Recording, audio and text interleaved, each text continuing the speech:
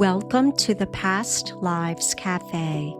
I am your host, Keone, an intuitive energy worker and acclaimed past life regressionist. Come with me as we journey through the spiral of time to forgotten places.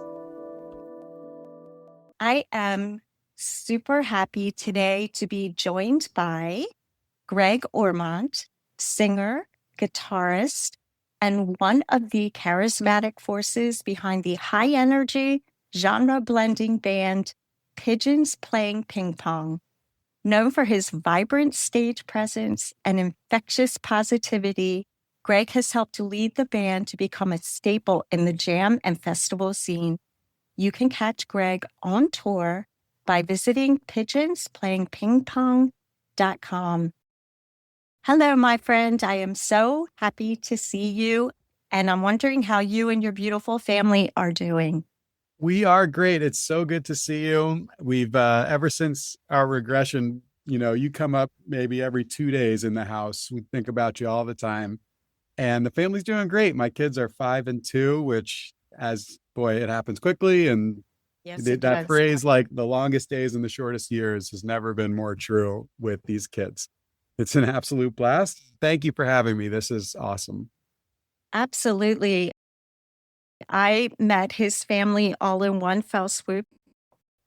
I got that sense as I was walking up the stairs, like, I like this place. It just felt warm, and you guys were easy to talk to, and your kids were beautiful, and the animals were beautiful. So I don't know if I told you that, but that's how I felt. Credit goes to my amazing wife for the warm, homey vibe that she has so beautifully curated. We likewise felt very comfortable with you. And as I'm sure we'll get into, I am someone who is more new to this side of thinking. And I've always been like a very science-based, evidence-based mind. And my mind so quickly tries to safeguard me. Wow, I feel like I've known Leslie forever after we had that meeting. Well, it was intimate. We talked about intimate things, and it's very hard for me to turn that part of my brain off that's trying to justify things with objective answers, when in truth, we felt a connection with you, you felt a connection with us, and that's beautiful no matter how you describe it. I agree 100%. And one of the things that was on our side for having that connection was the length of time that we spent. One of the things you said when I walked in the house, as you opened the door, of course, was, "You're incredibly prompt." Oh, yeah. Well, you were. I pulled in at 1 minute out. I'm in a band, so, believe it or not, us band guys are not the most punctual at times. So when someone can stay on time, I'm like, what? Also, don't sell yourself short. I mean, you are from Delaware. I'm in Baltimore. The traffic be damned. You were right on the button. I was impressed. She's coming from far. Who knows? Right at 11:59. Yep. Pulled up. You said something that actually brings me to the first question, which is, and you had shared this as we were talking in the very beginning before we did the regression, which is that you are a very science-based, evidentiary type of guy. And you had just recently started looking at past lives and hypnosis, I believe, through reading some of Dr. Brian Weis's things. And so I wondered what had prompted you to start that investigation. I know your wife is a lot like me, so we're kind of super spiritual with that, but it's a leap for someone with your background and bias to jump into a past life regression with someone, especially you have no idea who I am. It was a leap for sure. It's a good way of putting it. But, I've been with my wife for 10 years, married for coming on 7. You're right. She is more on the spiritual side, to put it lightly. She's fancies herself kind of like more in the witch side of things. She's just been in tune with things that I am not. And early in our relationship, my strong science bias, was skeptical of it. But as a good, at the time, boyfriend or husband, I'm not going to be against it. Like, yeah, sure. You're feeling this way. That's wonderful. That's cool. You're into this type of stuff. I'm supportive. And then as time went on, it started to become harder to ignore the things that she would be tapped into, as simple as things that I would write off as coincidence. But when it happens over and over again, is it coincidence? She has a dream about a random person from her past that she hasn't spoken to in 10 years. And the next day they text her out of the blue. That actually happened with you and her, because we talk about our experience with you and how wonderful you are. We got to have the whole team over for dinner, etc. I don't know what happened, but I think you messaged Becca like right after we were talking about you. And the way that you messaged her, she can talk to you about it, but it was almost as if you were picking up a conversation that was already happening, as opposed to the, hey, it's been a while. It was like right back to where we were kind of thinking already. And these coincidences started to build up. One that really continued to open my mind and dropping my guard to it all was we were in Charleston and we did a ghost tour through Charleston, South Carolina, which was super cool.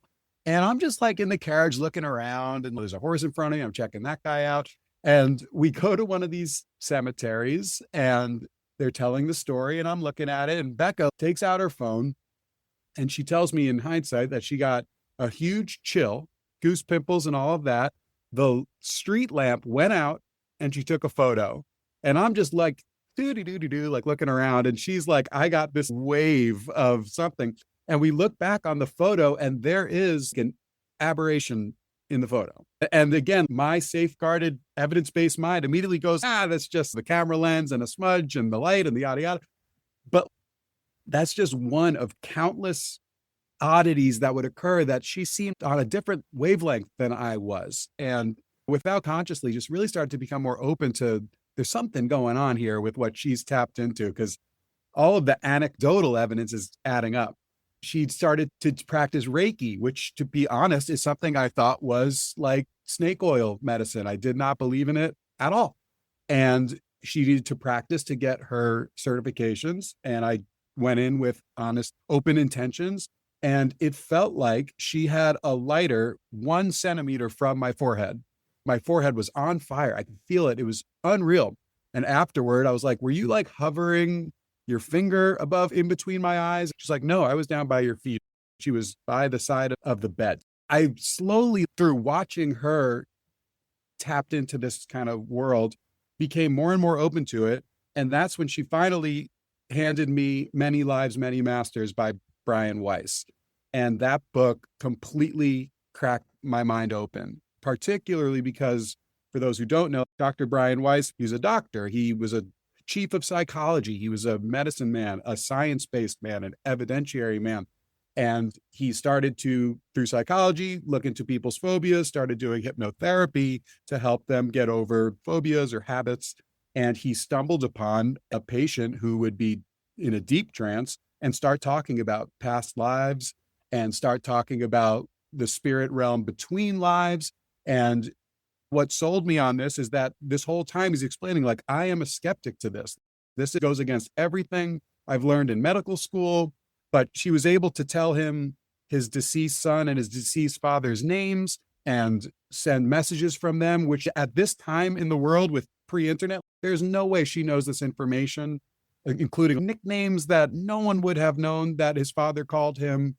And when she had past lives, she was able to discuss ancient worlds like Egypt and Greece with plenty of historical accuracy based on the clothing she described and the events that were occurring.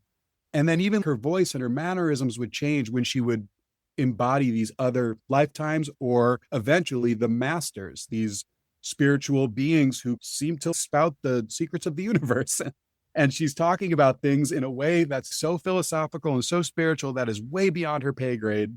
And when she wakes up, she doesn't remember these things that she's saying. And all the while, Brian's skeptical, but the anecdotal evidence is hard to ignore.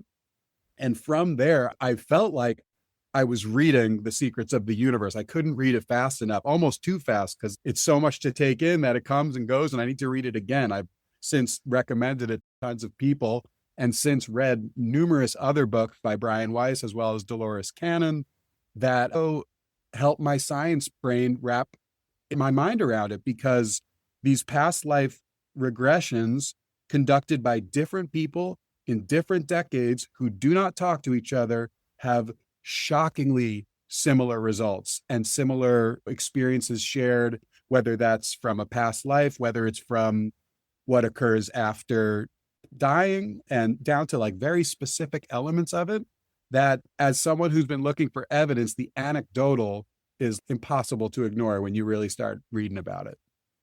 Right, especially that validatable data, like you're talking about the ancient civilizations, where you can go back and say, oh my goodness, she's right on. This is what was happening during that time period. And then coming up with someone's nickname that nobody else would know is absolutely validating. But I know what you mean as far as it being a statistical thing and it not being an objective thing. So were you thinking that this was just a construct in someone's mind or their imagination that they were coming up with these, and I say air quotes, past lives? Or what did you think it was before you had the experience? I've thought about this a lot. Are past lives real, or are they construction of our imagination? And a few things come to mind. Number one, the similarities that people have within these past lives, and me having done it as well, and can put myself in the shoes of the person I'm reading about who's presenting similar experiences and how they unfold, as well as the stuff beyond the life. The commonality makes me feel like it's real. When I did it, even with you right after, my science brain came back. Was I imagining this story, or did it appear to me and I just recited it? Which was the cart leading the horse? And ultimately, I learned a lot from the experience. So on a more basic scale, I don't think it matters if it's real or not, because what it did was give me a new perspective to look at my current life now.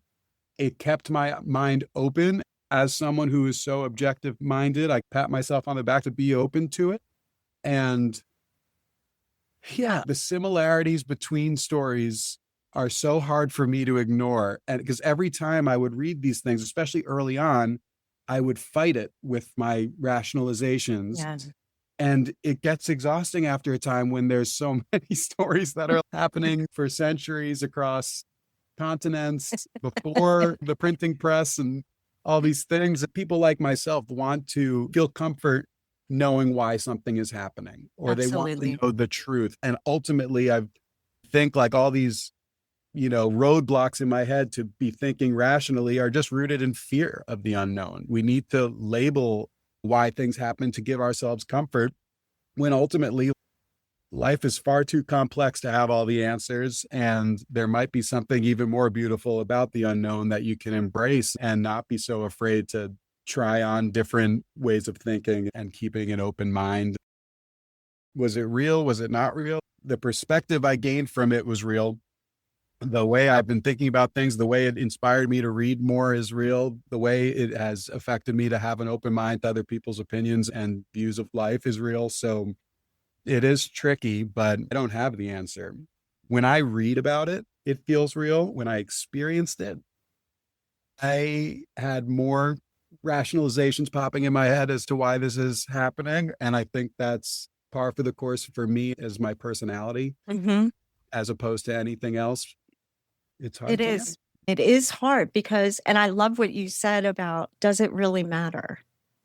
Because at the end of the day, we connected to data, to information, to an energy, whatever we want to call it, that either you tapped into because it was your past life, or you tapped into because subconsciously that was where your mind needed to go for whatever reason. And I don't know if you want to share a little bit about some of the past life experience that you had so we can explain to people a little bit about what you experienced, because you were not overtly emotional. It was still an emotional, I felt, experience that you had for anybody watching it and hearing the story unfold, especially because you were a child throughout that period. Well, and that's another thing that put a chip on the side of maybe this was real. Going into this, I was hoping to have an epic past life, like a glorious, like one full of wild adventure or status or glory. I don't know. Put me on the beach. I'm dating Cleopatra and Exactly. soldiers want to be me. But no, the first thing I saw after you brought me there was wet cobblestone in a gray, like Londonish surroundings. The weather was terrible. It was dirty. I saw the cobblestone and it was gray and dark, just dreary.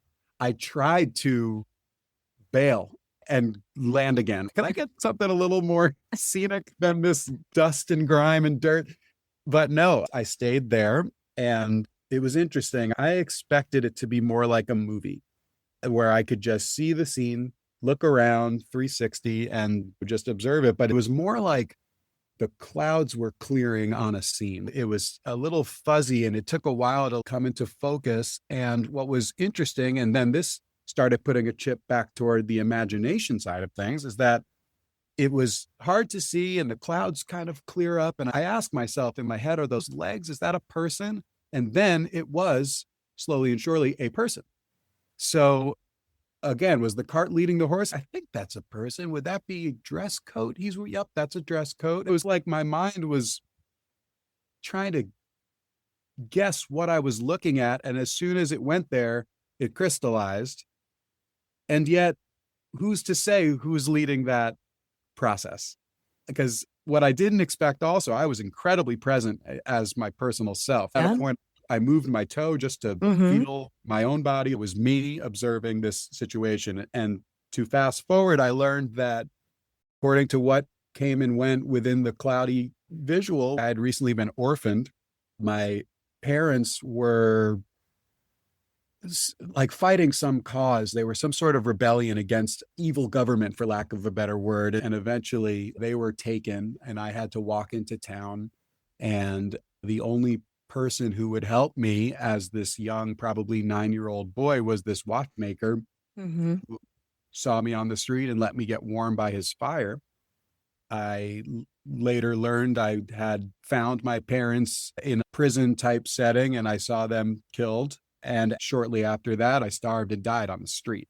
And hearing myself say this, my mind is so quickly Looney Tunes, like he was a 9-year-old in England in the 1900s. And yet that's what I saw. And what combats that for my skeptical mind is, why would I choose that past life to experience? I was so excited to do this for the first time after doing all this reading.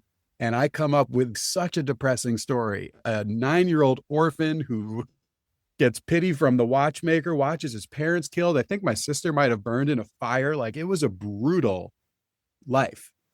And again, was that real? All I can tell you is I came out very grateful that this is my current life now. And I had more questions than answers. But as someone who's looking for the objective, this is something I needed to experience myself. I couldn't just take books' word for it, other people's stories' word for it. I don't know.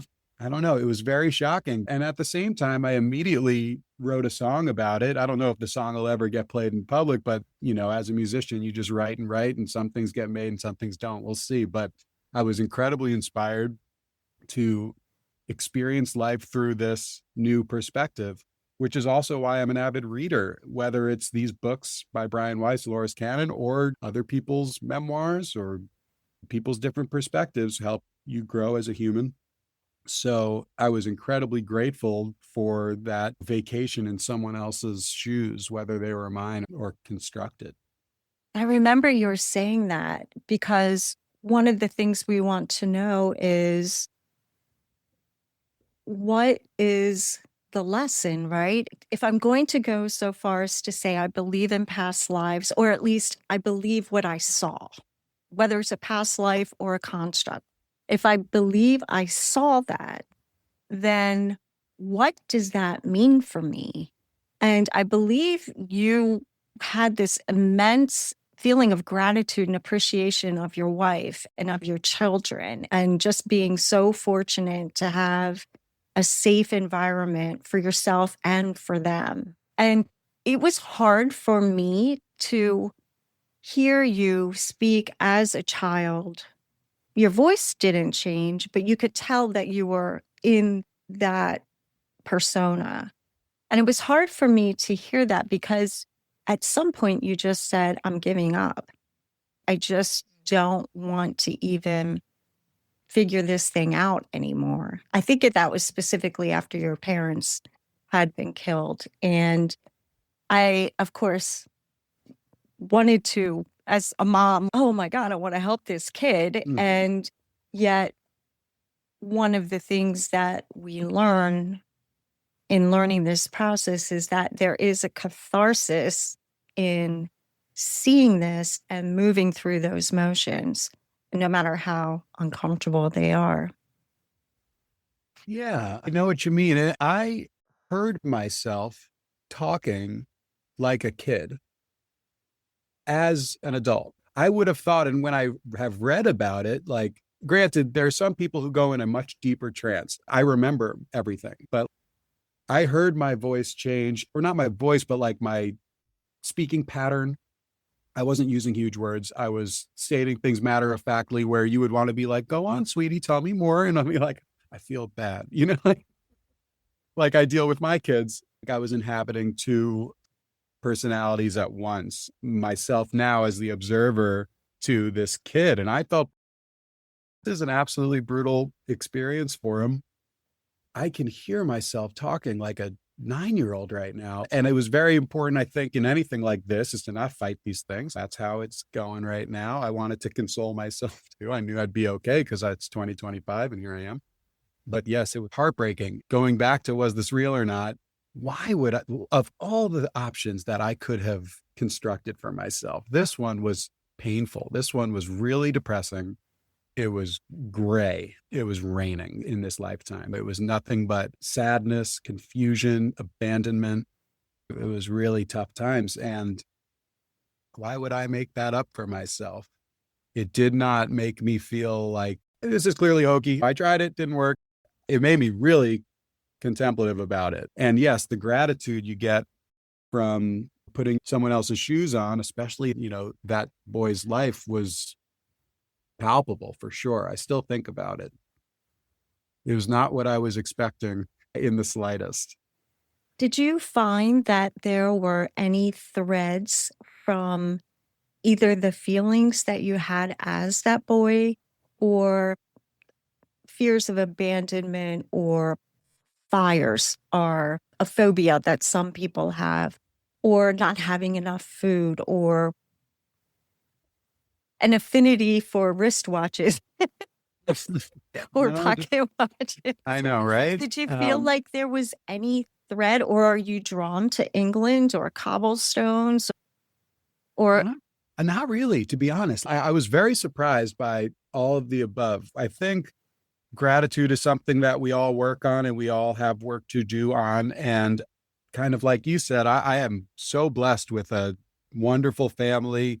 My folks are incredibly supportive, and that type of comfort is something you could grow to take for granted.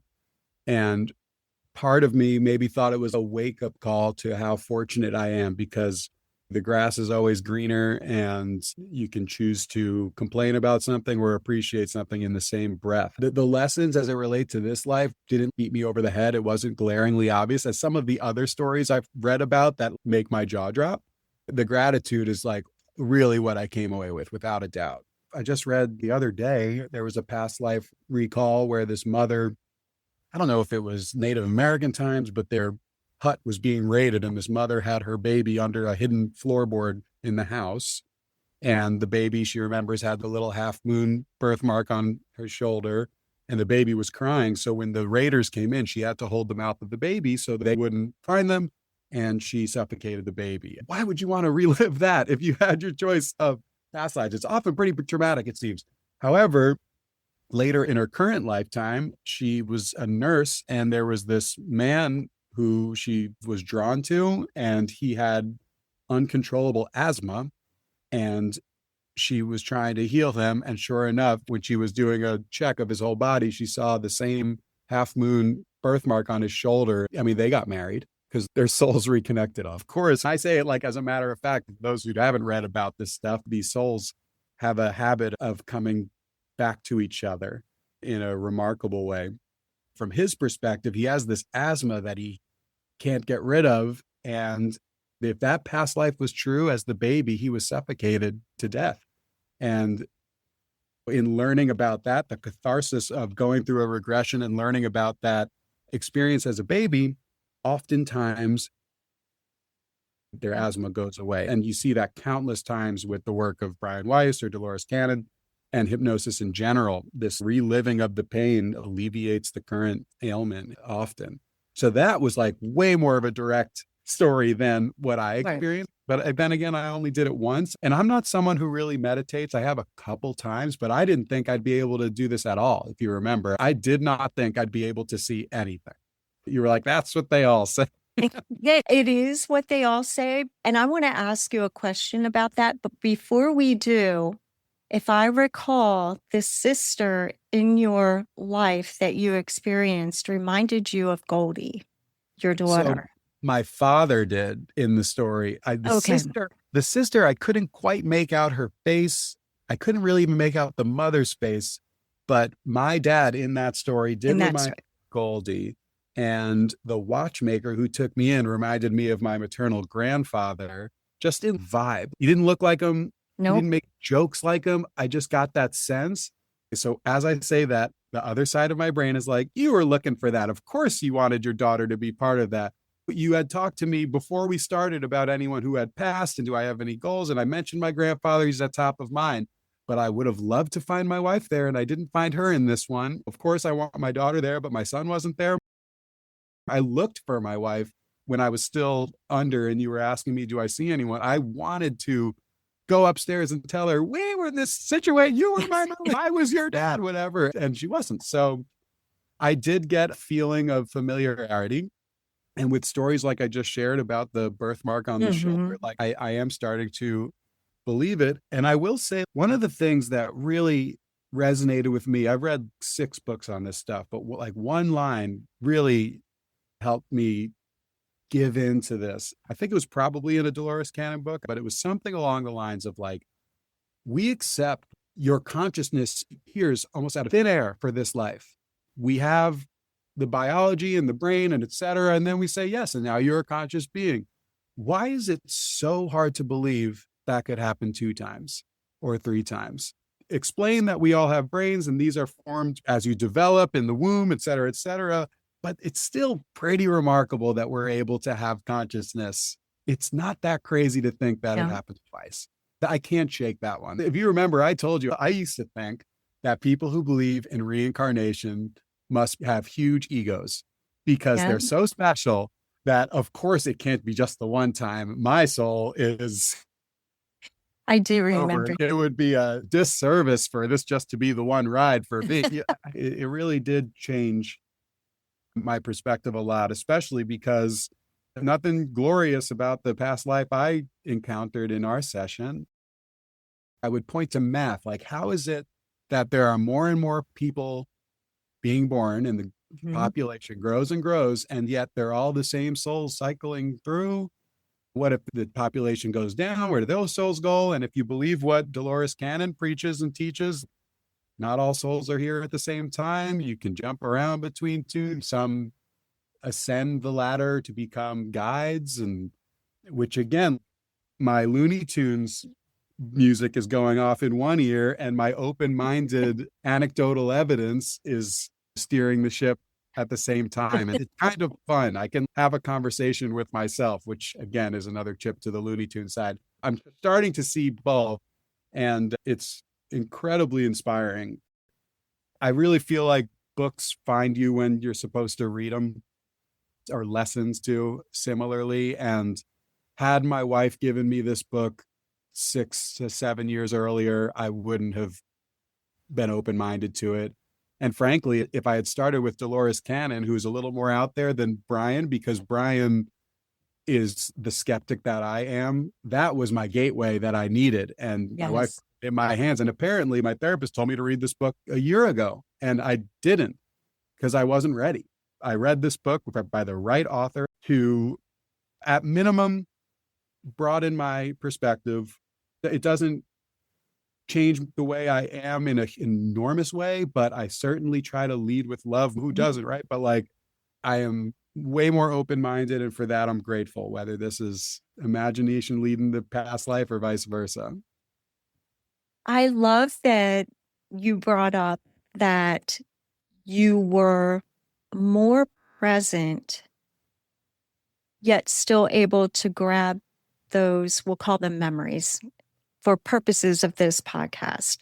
So you were very aware, yet you were able to see it as if you were looking through the eyes of that child that you were remembering. And I think that's a misconception that every single person will be in such a deep trance that they will have no idea what's going on. And that your regressionist has the opportunity to take advantage of you emotionally in some way, or in some cases, you're just losing control. I'd love to hear from you about that control factor. I don't know many men who would say, oh, yeah, do what you want. My mind is yours. I would love to hear your thoughts about that, especially as a skeptic, and then what you expected versus what you experienced. I thought I'd be more out of it, and I was open to it. You seemed like a very trustworthy person. I felt you made me feel very comfortable to begin with, and I've done a lot of research on my own prior to it. But I could have stood up, walked away anytime, at any point. Like I said, I moved my foot just to feel my body while I was talking. My current mind was also noting, wow, I sound like a kid right now, but I should roll with it because I feel like a kid right now, but I know that I'm not. I could very easily open my eyes and say, yeah, this isn't for me. I had total agency over the situation, which was really not at all what I expected. When you think hypnotized, think you could do pranks with this person. Look, he's going to stand up and open the fridge. It was nothing like that. Now, I have read that some folks go so deep that they don't recall what they said. And man, that's the good stuff, though. I wish I had a recording of me channeling the masters talking about life secrets. I wanted to meet a guide. I wanted to go deeper and deeper. But my experience was way more in control. And I wanted it to continue because of that, like because I felt safe and in the driver's seat with your guidance. I wanted to go and go and go, even though the experience was a brutal past life to recall. I found it so fascinating. I'm again shocked that I was able to see anything. I think a large portion is I did go in with an open mind and like an open heart. I was hopeful that this would work out. I was doubtful, to be honest. I figured my wife would be like, she's been living on this wavelength her whole life. She's going to go deep. You're going to count backwards from 10 and she's going to be out like a light and that'll be that. But for me, no, it's a slow process to get there. I was there the whole time and it was nothing but positive despite the content. Everyone feels a little nervous that they're not going to be able to relax enough to access that portion of the brain. But as a musician, you're already tapping into so much of your creative side. So I had no doubt whatsoever that you would be able to see. And then you didn't surprise me when you so eloquently wrote about that afterwards, because to me, that was just a continuum of your creativity. And I was pleased, actually, because you were skeptical, that you did stay incredibly lucid. Because otherwise you could say, oh, I was asleep, I could have said anything, that type of thing. So I thought it was cool that you could actually see yourself grab that side of your brain and consciously experience your subconscious. How cool is that? It's wild for sure. And you're right about the music. Performing live or going to concerts as an attendee, like there is an energy that is felt. Scientists can point to the chemicals released when you listen to pleasing music and you can go down that road. But there is something, it's kind of palpable that you can hold on to, especially when you're like in a more of a flow state. And as someone who doesn't meditate a lot, the closest I get is when we're playing live. I don't have the luxury of letting my mind wander, or I'll make mistakes and I won't be listening, especially because we improvise a lot and we're all listening to each other constantly in real time. When you reach a flow state like that, the energy going back and forth between band members and fans, I have experienced it plenty. Yes, you could point to the science of it and the brain and the serotonin and this and that, but that's fear of the unknown. There's just an energy out there, and you don't need to explain away everything. There's something when we all congregate for music, for sporting events, when we're all cheering at the same time, when your piece of music hits you at the right moment and you feel better. There's something beyond science that can be harnessed in all sorts of facets of life, whether it's religion or music or what have you. I'm trying now just to catch myself from trying to explain away everything and just appreciate it for what it is, and also explore what that means. What I've really loved about learning all this stuff is I went into this like a researcher because I was interested in the anecdotal evidence about this stuff.